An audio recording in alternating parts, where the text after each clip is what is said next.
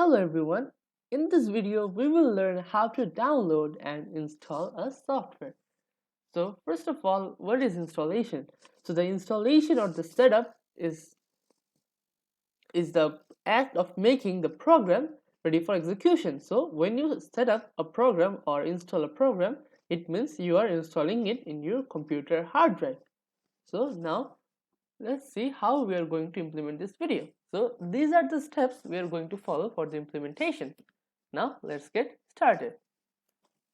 So here I have opened my Google Drive, the Google Chrome. So over here I'm going to type the 7-zip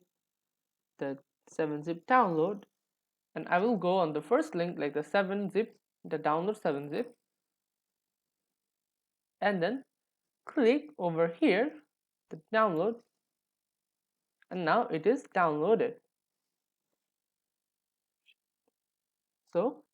So then I will have to click over here, and I will have to click on yes, and then I will have to click on install, and now the installation is done. Now I will have to click on close.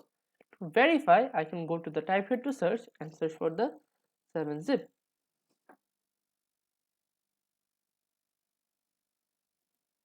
So let's see, try again 7.